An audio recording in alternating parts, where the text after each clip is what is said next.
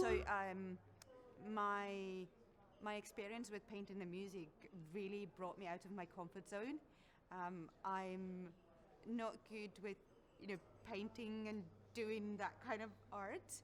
I always say that I can paint pictures with words, but not like actual pictures. And as much as I love singing, I I can't create music. So those two of my creative weaknesses, if we can say so, putting together that really, I was like, oh, should I even do that? But no, it was great fun, and I didn't even have to connect the dots. The machine did it for me. It's sometimes even just like, you just need to connect the dots. But no, it was playing with shapes, playing with length and instruments. So what came out was quite interesting. Yeah. I can't answer that because I'm not familiar with her work much. So yeah, yeah, yeah. I think a lot of people are using AI without being aware that they are using it.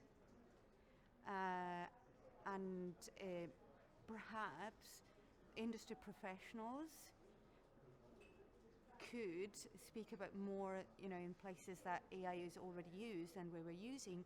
So, because then it would decrease the fear around that, and people perhaps would be more willing to adjust to the new solutions that have been brought to the table. My thoughts on using AI in art specifically is that I think it's going to add layers and opportunities, and it's going to open new perspectives, and perhaps it's going to make making music, creating art more accessible to people who have held themselves back because they don't think that they are creative enough to do that kind of stuff. And I definitely can relate to when it comes to creating music and creating art. Um, these two things being the things I don't engage with usually.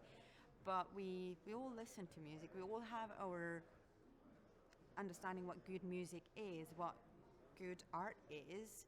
So, and I think even just outside paintings like sculptures and different art forms, I think it will make art more, making or creating art or engaging in art more accessible, and perhaps it will widen the opportunities to use it, whether it's in therapy or classes or workplaces.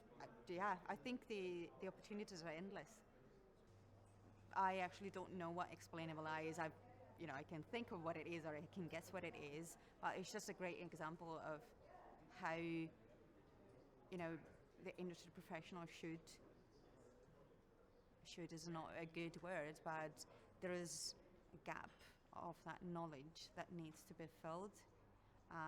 Because if people don't understand what it is, then they're most likely not going to use it. So me being a great example, and there is so much, if I'm thinking about my own industry, if I'm thinking about the whole AI industry, even AI industry, there are so many layers.